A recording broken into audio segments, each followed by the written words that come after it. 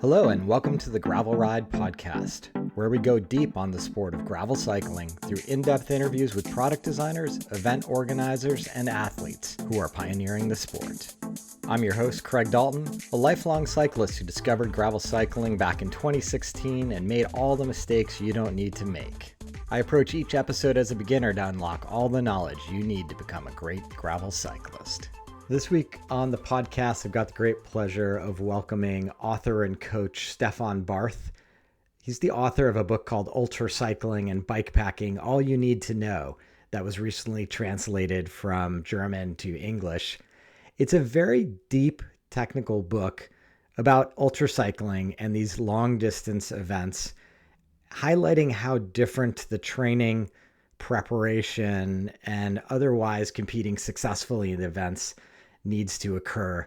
Stefan noted that in his preparation for ultracycling events, while he could cobble together a number of resources, podcasts, videos, etc., there was no singular location that highlighted insights and philosophies and training methodologies that he could find.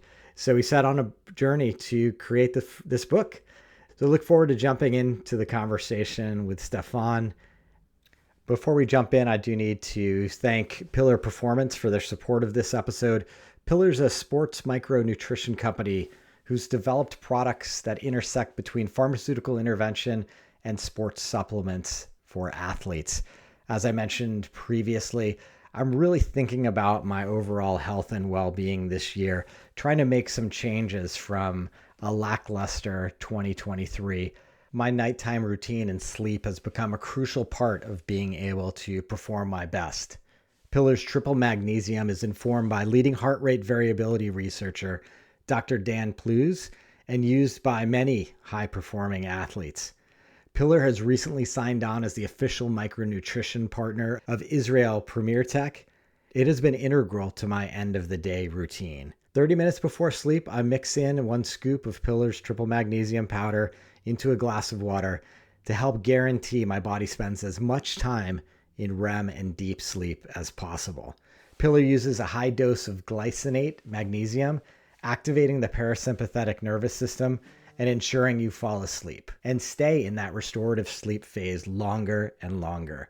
I've been tracking my HRV data each morning, and it speaks volume as to what Pillar Triple Magnesium is doing for my recovery. Higher HRV and more closely linked REM and deep sleep cycles. On top of that, I feel better, more rested, and recovered. If you'd like to try Pillar today, head on over to pillarperformance.shop. For US listeners, you can head to thefeed.com/pillar and enter the code Craig for 15% off. That's Craig, C-R-A-I-G, for 15% off all first-time purchases. With that behind us, let's jump right into my conversation with Stefan. Stefan, welcome to the show. Hi, Craig. I'm excited to get you to know you a little bit better and learn more about the book you wrote, Cycling and Bikepacking, All You Need to Know. As we were talking about offline, I think it's a very interesting journey where many of us are on as cyclists, from starting to do gravel events, starting to do longer gravel events, getting interested in bikepacking. And I think as the sports evolve and the science of training evolves, it's super interesting to have a discussion with someone like you who's thought a lot about ultracycling, how to train for it. You've thought so much about it that you've written a book about it.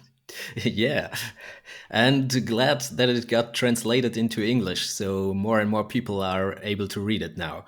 So I'm really looking forward to our chat, Craig. Yeah, so maybe that's a good point. Let's set the stage. Where are you located, and maybe follow that on by where did you grow up and how did you discover cycling in the first place? Okay. Yes, I'm from Germany and I'm located in Frankfurt here. And yeah, so the book is about ultracycling and bikepacking, and that actually is where I started my cycling career. So it was like always I was driven to the longer events, and even when I started cycling as a teenager, it was always okay. I want to go for the 100 kilometers to the town that is a little bit farther away, and Most of my friends, they were not able to reach these towns even by the bus, and I was feeling very, very cool just to be able to go there by bike. And somehow this got my addiction to long distance cycling starting. And yeah, it developed from that. So I'm probably a young starter. So I think it was like with 14 years that I did my first 3 day ride. And yeah, then it escalated quickly. And did you ever get drawn into kind of more traditional bike racing, or was touring and long distance riding always your true love? Yeah, only for a short time. I had like a triathlon time. So I had a couple of years when I was more doing Ironman distance triathlon races. And that was the time when I got more professional in cycling as well, because I got more, yeah, I focused more on competitive cycling. And during that time, I did a couple of criterium races, but it never really catched me. So it's not, yeah, it was not to my taste to ride in a bunch and to always have this fear of a crash. And I'm not the guy made for speed, but rather for long stretches, and to feel like the the exhaustion creep into your legs, but because of the duration and not because of the intensity. Got it. And where did your sort of professional life and cycling start to intersect? A couple of years ago, it was like really the time when I did those Ironman distance races. That was like the beginning of putting more thought into how should I prepare my body, how should I prepare my mind, what do I need to do with nutrition to get better on those races. And yeah, that's probably where I started to think, okay, I could, or this is my passion, and I will, well, I want to do something in my professional career in this area in the long term. And soon afterwards, I started to go part time as a coach, and I did like in Germany, it's called medical fitness coaching. So I studied in an area where you put a lot of weight into how to coach athletes, but at the same time, how to do rehab and prehab. Yes, and this I did some years in part time, and I had a full time job in the finance sector. And when I published the book, or the German edition of the book, Ultra Cycling and Bikepacking, at that time I had to make a decision because both careers would have been, yeah, one career would compromise the other one. And then I decided, or it was pretty easy for me actually to decide that I want to have a job that is my passion at the same time. And so I decided to go all in coaching and writing about coaching. That's super interesting. And it makes sense given some of the very technical elements of the book around physiology that you lean into that we can talk a little bit about later. And it also makes sense that Ironman journey, which you and I share. Ah, I feel like as athletes, Ironman, it's one of those disciplines that highlights your deficiencies of yes. preparation very quickly, both physically, nutrition, and all kinds of things. So I'm curious, building off upon that, when did you start getting drawn into the more ultra distance cycling events? Soon after my first Ironman, actually. And at that time, I did like big bikepacking trips as like base my training for Ironmans as well. So I always try to have one vacation in summer and be like 3 or 4 weeks with my bicycle and ride as many miles as possible to build a strong foundation for the Ironman training. And during that time, I noticed that there's a crazy race in America called the Race Across America. I think it was some time about 2013, probably something like that. When I heard the first time about this race across America and that there's an Austrian guy called Christoph Strasser who's not living too far away from here, who is really good at it, and I was like, okay, he's crossing the whole continent in 10 days. This is crazy. And that's what I want to do. And yeah, that's how I got drawn into this long distance cycling. And I think that actually kicked off here in Europe quite a fascination for this sport in general, especially in Germany and Austria. And there popped up more and more 24-hour cycling events. And that was the beginning for me. Then I started to participate at these 24-hour events, and yeah, just looked how much can I do, or how long can I go in 24 hours. And then this evolved into supported races. So I did a couple of races, ultra cycling races, where I had my own support crew, which is quite expensive. And at the same time, more and more bikepacking events popped up here in Europe, like Transcontinental and more smaller ones. And yeah, then I switched. You were talking about the Transcontinental and some of these other ultra endurance road cycling events. How many days were those events taking? Yeah, I think that the first when I started, the smaller ones were 2 or 3 day rides, and my longest one was 9 days, 1 hour. So this is a bit more than 3,500 kilometers. It's always super interesting to me when you kind of transcend that single day racing format to multi day format to just understand the mentality. And I know some of this is included in the book, but I think it's great background before we get there. How do you handle kind of sleep along the way in those events? Yeah, it differs between, like, ultra cycling is not ultra cycling, but it's important to make this to distinguish between how long, or is it a multi-day race, or is it just 24 hours? Because I think in a 24 hours race, at least for me, there's no difficulty in no sleep at all. So if you're doing a 24-hour race, it's okay to have a stop time about 15 to 20 minutes only. And in a 48-hour race, it still works for me without sleep, but just if you are practiced at it. And everything beyond 48 hours is where it gets really tough, and where I think you just have to sleep. You probably can go with a napping strategy, but it's way more fun if you sleep. And that's something I think that some people underestimate the first time. Just because it's possible to push through doesn't mean it's fun. And to cut off the sleeping time is a sure way to get rid of the fun. That's for sure. As you were pursuing these new and different style races, were you able to find the resources you needed to understand how to train and prepare for them, or was it more trial and error along the way? It was a lot trial and error.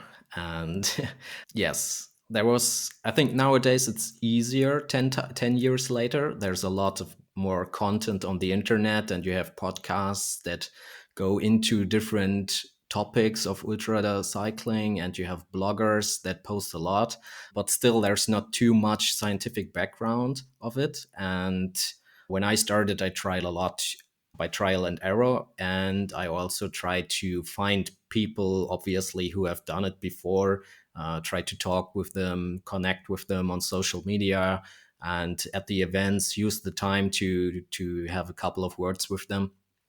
But it was a very sometimes frustrating way, because you had to invest a lot of time, and you could not be sure that you get a return on your investment. Because then you tried something out, for example nutrition, and I had like one huge mistake I made when I tried to copy the nutrition strategy of Christoph Strasser from his Race Across America. And he had like some, I don't know if it's sponsored product, but like some fluid nutrition. And he was always telling, okay, he drinks like 200 milliliters of this fluid per hour, and that works fine for him. And I was, okay, if it works for him, I should try it as well. And I did it during a race, and this was probably really one of my biggest mistakes, because I totally underestimated that he's probably something like 40 pounds heavier than me, because I'm quite short. And he puts in a lot of more power. And I totally underestimated how this power and this body weight factor correspond on your nutrition needs. And I drank way too much, and I consumed way too much energy, which, ended in me at the roadside feeling very, very sick. And yeah, I had to do a complete restart. So I did finish the race, but after lying in the ditch for I don't know, 30, 40 minutes, I had to build in a period drinking only water, don't eating anything, and just have a complete reset for my body and my mind. And then I could start again. But yeah, that's the mistakes that I made on the road. And that's what the book is about, that not everybody has to lie in this ditch and make the same mistakes all over again. You sort of alluded to this in your answer there, but if we go back to sort of what inspired you to write a book, I'm just curious how you would answer that question. Yeah, it's at the beginning I was not planning on writing a book.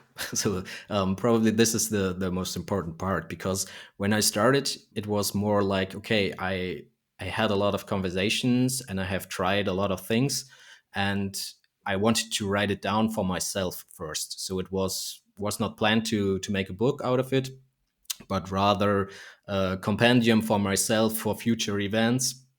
And also when I thought about starting a coaching business, this was like a blueprint for my clients.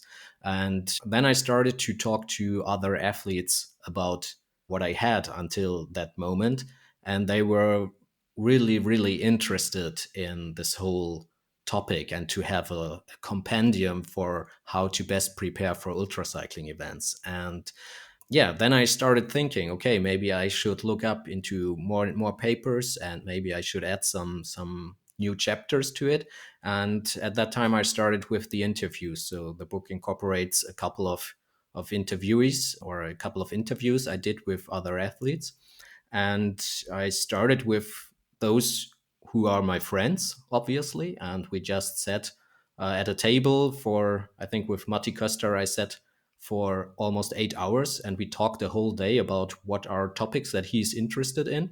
And then I used these, yeah, guideline or these topics that we discussed that day to go to other athletes, also to some, yeah, some very renowned athletes, and just to ask them about their experiences to in these topics.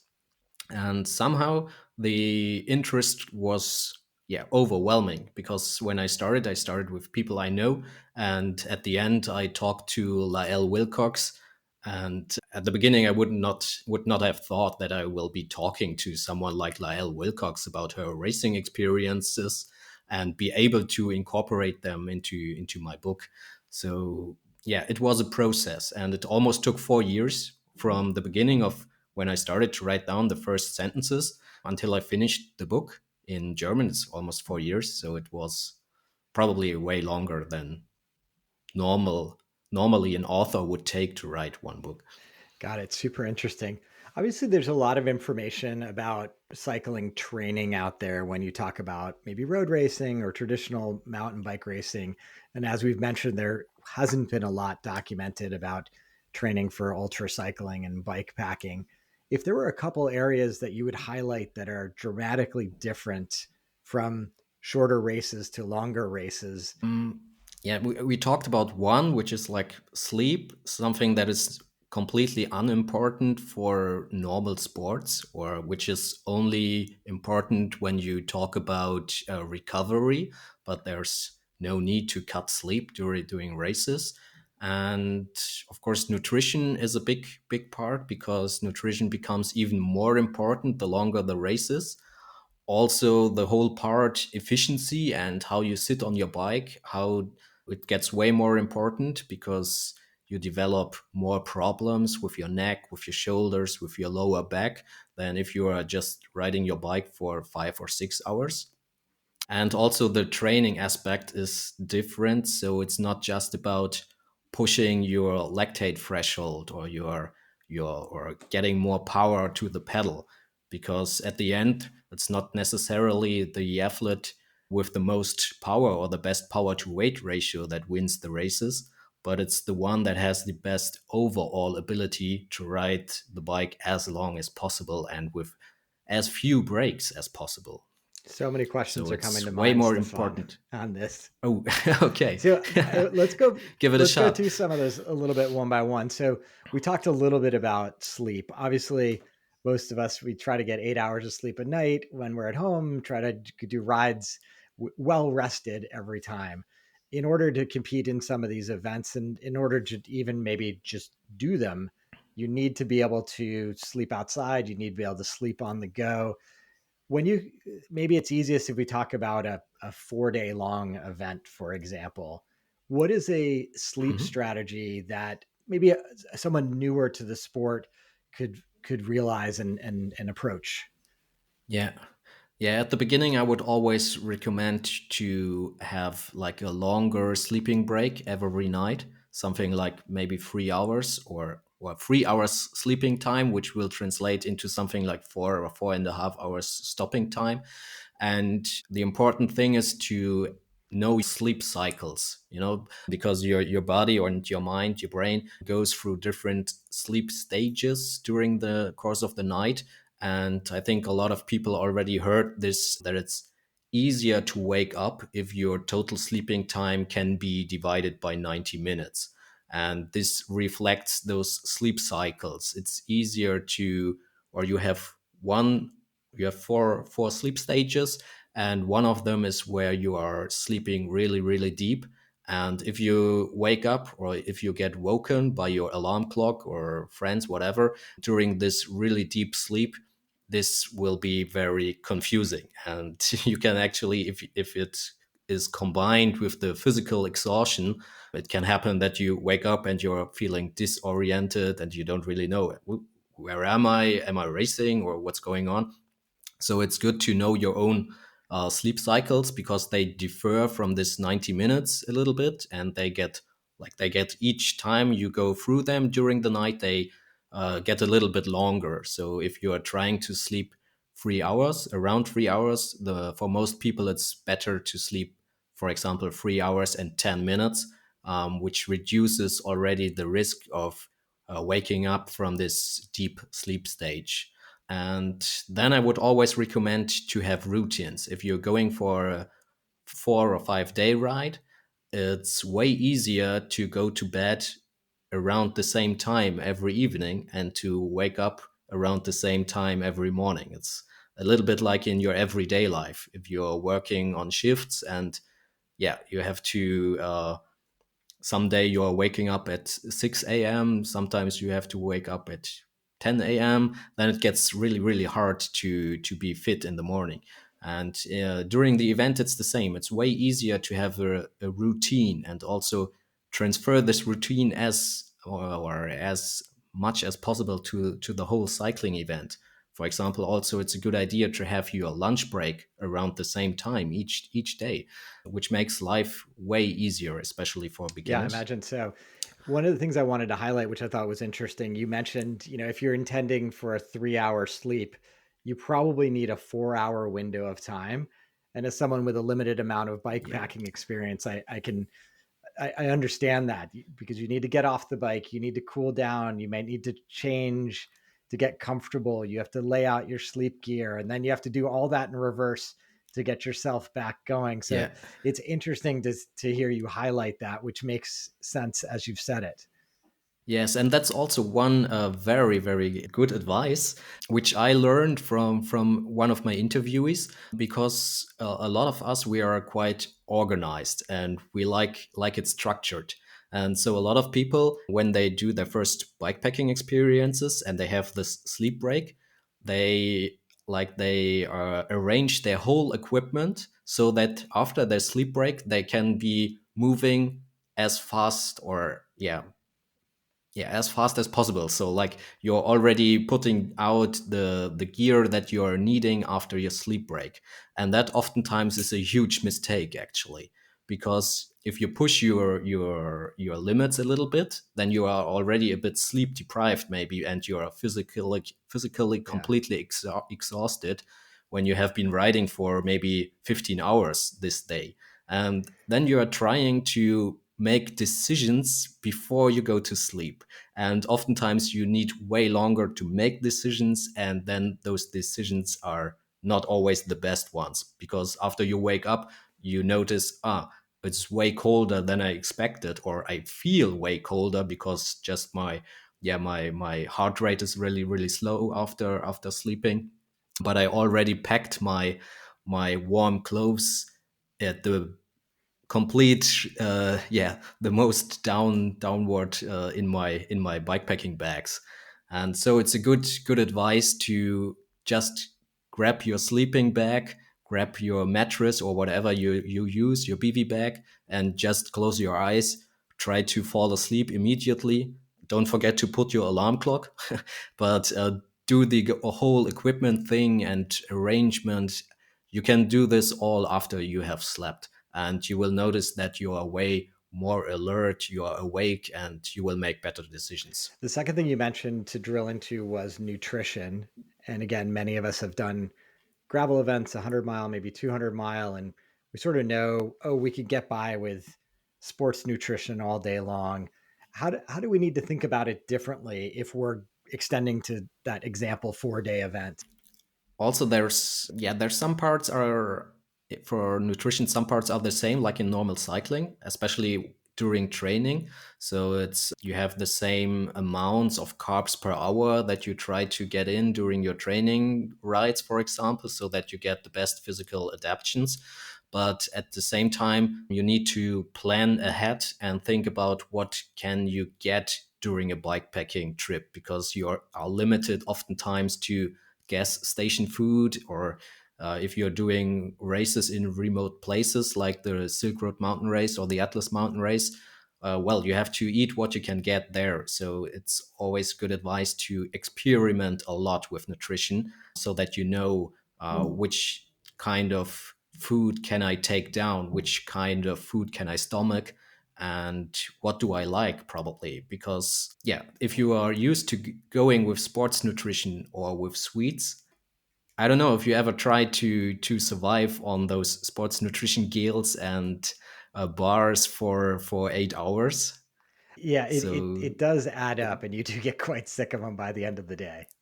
yeah, and I think you get a feeling in your mouth that's like Yeah. sticky and doesn't feel very nice.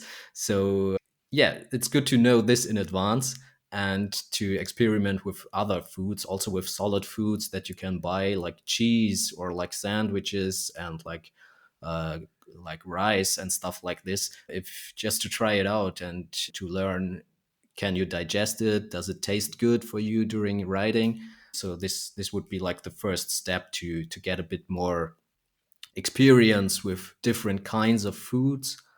And then another part is like proteins. You need proteins on a longer ride, even though you don't need them during short rides, because your body is not, or it's easier for your body to transform carbs into energy. But during a 4 day ride, you also need proteins for your recovery periods, especially if you plan on sleeping 3 hours every night, because then your body actually has the time to recover a little bit from day to day. Where, in your opinion, where's the cutoff point for needing protein in your cycling nutrition in terms of hours? Would you need it in a 15-hour day, or does it not come into play until you're 24 hours? That's a difficult question, and I'm not sure if there's like scientific proof for when it gets beneficial. But I would always already include it if you go beyond those recommended durations for cycling, because like if your ride is longer than 5 6 hours, this is already almost a little bit too long to build up endurance. And if you stretch these time frames, I think it's beneficial to add up some proteins as well. And definitely if you go beyond those Yeah. 15 hours. And it's individual. You will probably notice it. For example, when I eat too, or when I limit myself to carbs during a ride, at some point I will get a headache. I need some fats or some protein. Otherwise, my body tells me, okay, this is just too restricted to carbohydrates. So if you notice something like this, it can be the solution to eat something with fats and proteins. And then there's also especially with proteins, a huge difference between male and female athletes, because there's, yeah, like males are way more, or it's they are way more dependent on carbohydrates, on carbs during activity, and female athletes, they are more dependent on carbs after the activity for recovery purposes. So female athletes, they also need a little bit more protein already during their rides. Interesting. And then on to the next subject of positioning. Interesting that you highlight that as a key area of consideration. Can you talk through sort of some of the differences one might want to consider in their position as they go longer and longer in duration? Yes, because the longer the duration gets, the more efficient you need to be. Because if you can save only 10 watts or every day for a riding time of maybe 16 hours each day, you really save a lot and you really gain a lot of speed. And at the same time, you reduce your energy expenditure. And energy expenditure is like one of the key limiters in ultra cycling, because it's really really difficult to get in enough energy for what you are burning. And so if you can reach the same speed with less energy expenditure, this already is a huge, huge benefit.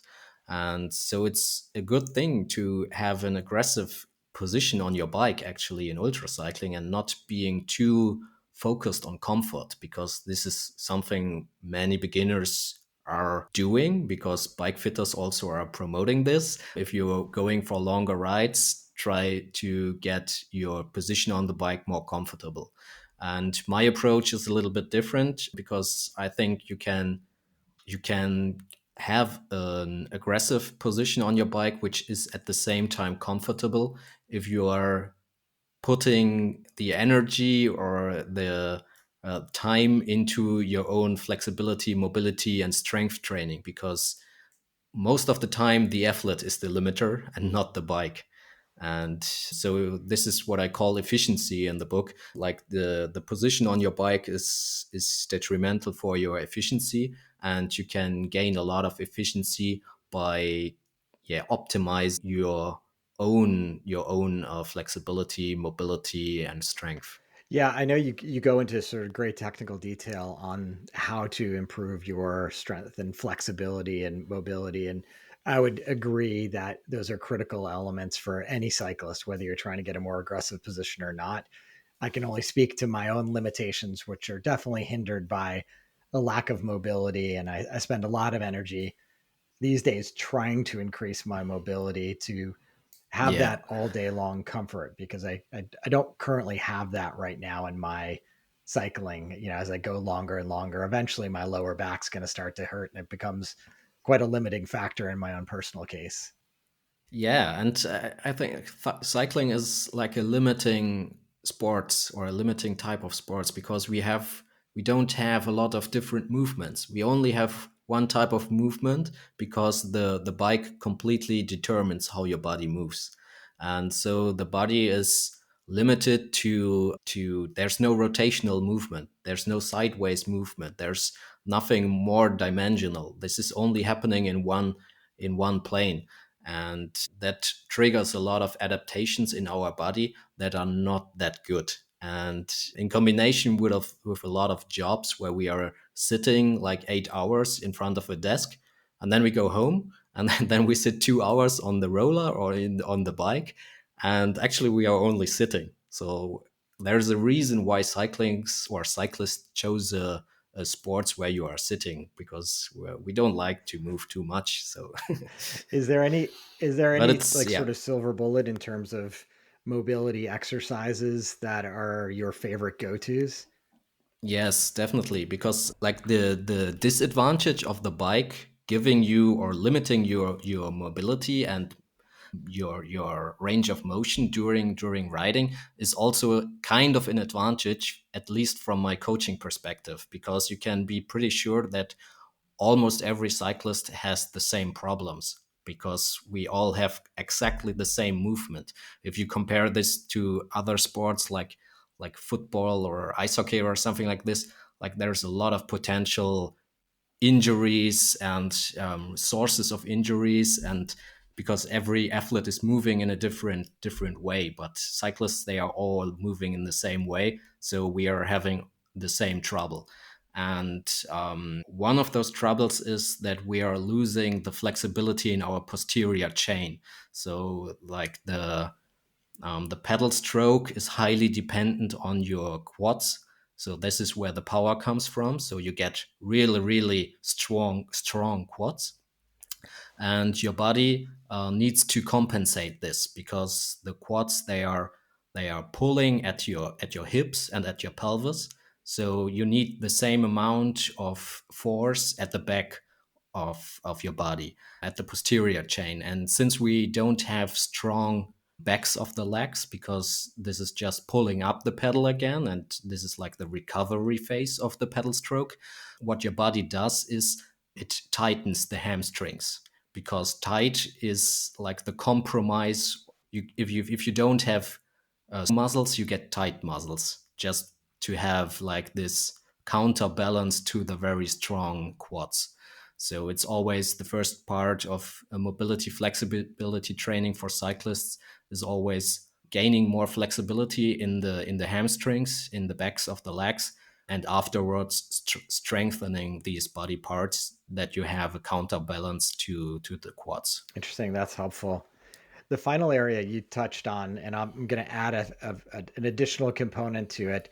You talking about training, and you were talking about how simple power to weight ratio, which may be the sort of the predominant metric in road cycling, is not necessarily going to make or break your success as a ultra endurance cyclist. So if you could talk a little bit about that, and then I would add on just a question around mindset.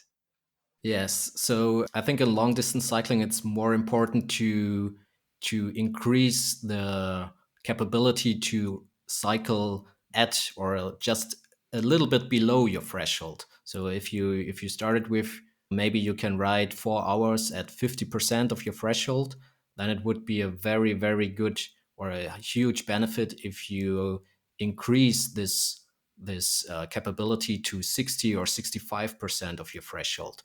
And your threshold can actually stay the same the whole season. It does not necessarily need to go up all the time, but it's very important that you can sustain huge amounts of time near your threshold, or that you can gain, yeah, that you can push up those percentages.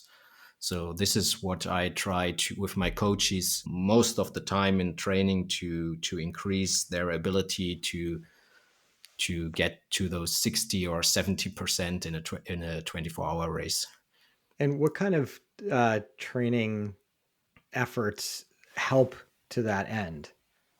It's a lot of steady state riding, so a lot of riding a little bit below your threshold, but doing this for longer periods of time. For example, if you are looking in the typical training plans generated by Strava or by Swift, you will see a lot of efforts, a lot of intervals that are lasting only a couple of minutes.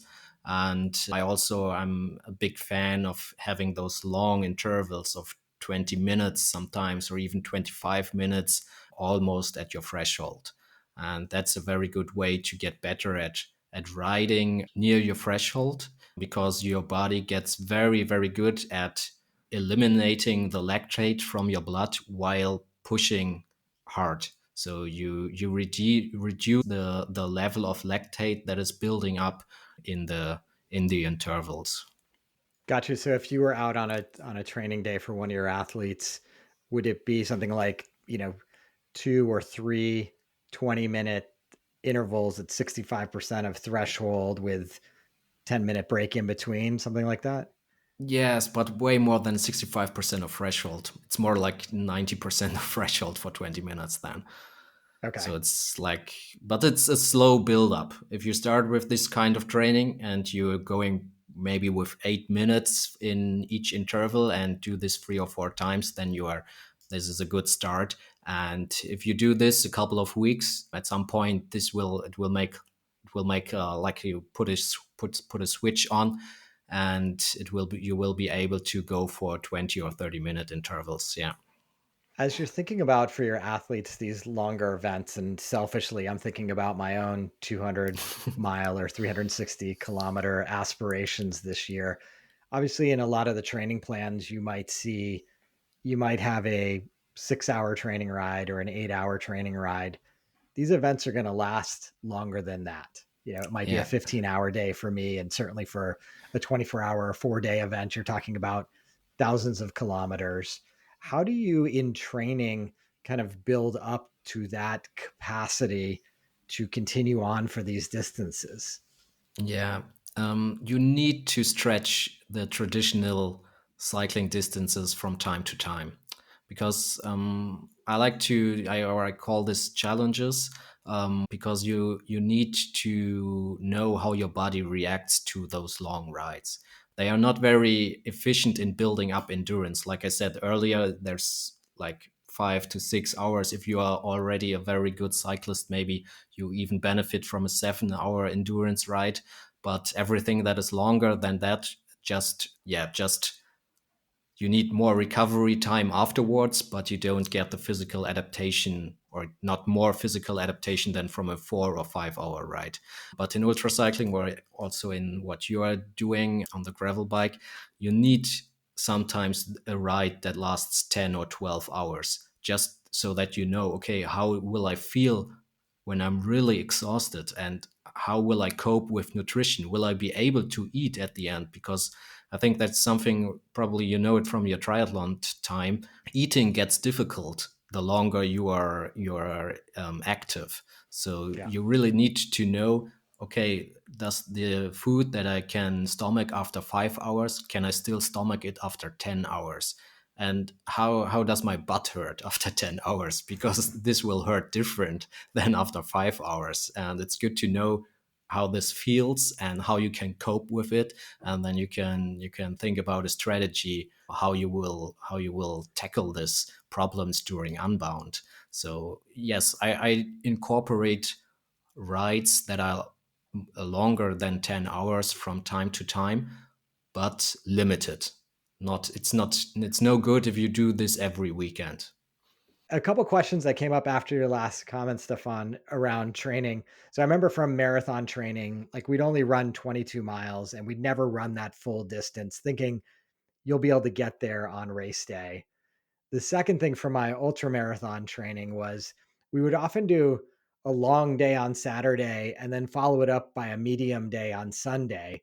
And my understanding of that philosophy was, hey, we can't beat you guys up and we can't have you running 35-mile days quite regularly, but we can do a 22-mile day on Saturday and a 15-mile day on Sunday to try to kind of make the body feel like it's done this long event. Does any of that track with the type of training that makes sense for ultra cycling? Yeah, yeah, exactly. And the final thing I wanted to touch on, and I mentioned it a bit earlier, was just sort of mindset. And I thought about this a lot as we were talking about sleeping and waking up from a 3 hour sleep, having to get your gear ready and get going again. I could just see in myself struggling to kind of put pedal in front of pedal after just sleeping for 3 hours. So can you talk about the importance of mindset, and maybe if there are any tips and tricks that one can learn to keep pedaling forward? Yes, definitely. Because you need to find like a sweet spot between recovery and exhaustion during training.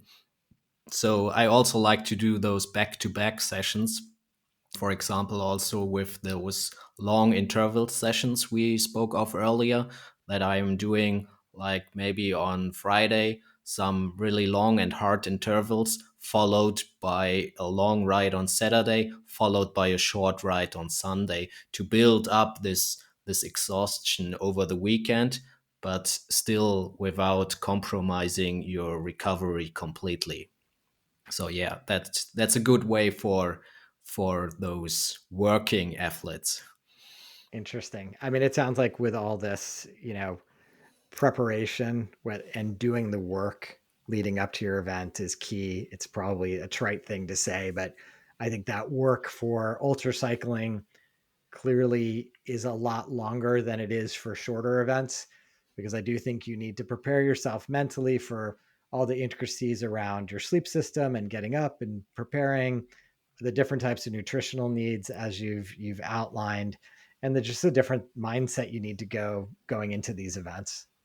Yes, there's a couple of little hacks that I like to include, or that I included in the book, because when it comes to mindset, I have a little bit a different opinion than a lot of people out there, I think, because from my point of view, the mindset is a little bit overestimated when it comes to ultra cycling or some ultra adventures, whatever you call it, because in the general public, it always comes down too much to the mindset. And from my point of view, your base or your fundamentals are always a good physical condition, and that's what you really need to finish those events.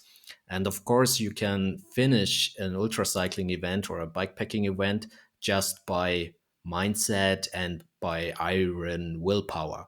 But this will mean that you will do sacrifices and maybe even sacrifice your health in some situations.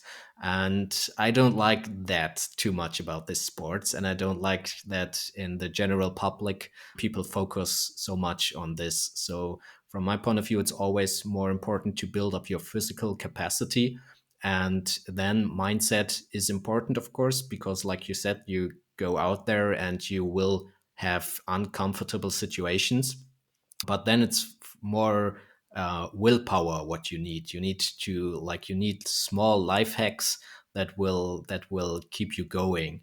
And I like to dig a little bit into how our brain works in these parts, because our brain is like still the same brain that we had thousands of years ago, and it's divided into parts that are focused on or on emotions, on feelings, and you have parts in your brain that are focused on the rational thinking. There's a couple of tricks to better get those rational thinking parts in your brain working, and this will help you a lot in ultracycling events, because yeah, you will trigger a lot of those those feelings that are very ancient in humans, and your brain will correspond with reactions that are also very ancient, and those are oftentimes not the best the best reactions. So it's important to keep rational and to keep your thinking going.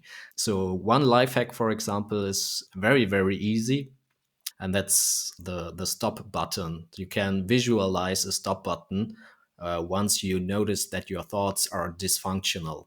And this stop button, or the sign like on the roadsides, on the highways, I'm not sure how they are looking in the US, but here in Europe, it's like a big red sign where in white there's written stop on it. And just by visualizing this sign, which is a very easy picture to visualize, you can stop those emotional parts in your brain from taking over completely, and you gain a few seconds. And this is oftentimes enough to start rational thinking. And once you start rational thinking, you will notice that you are or you are better able to keep your willpower, because you keep yourself in control. Yeah, and it's a difference between motivation and willpower. So, like, motivation is the thing that gets you going in the preparation, and which is probably the reason why you signed up for the event, and which is the reason why you are willing to put in all those training hours. And then during the event itself, you need willpower. That's the thing that will bring you to the finish line. Yeah, 100%. I think, Stefan, that's a good place to end it. I appreciate the time this evening calling in from Germany. Appreciate you taking the time and effort to document everything in this very thorough book on ultracycling and bike packing. I think you did a great service to that community in the world, and we'll certainly put links to how to find the US version of the book in the show notes of this podcast. Yeah, that's great. Thanks for your invitation, Craig. Cheers. That's going to do it for this week's edition of the Gravel Ride Podcast. Big thanks to Stefan for joining the show. That's going to do it for this week's edition of the Gravel Ride Podcast. Big thanks to Stefan for joining the show. It's so fascinating for me to think about these ultra cycling events and the differences it would require in order to be successful there. If you're interested and able to support the show, ratings and reviews are hugely appreciated. Or if you want to contribute financially, please visit buymeacoffee.com/thegravelride. Until next time, here's to finding some dirt under your wheels.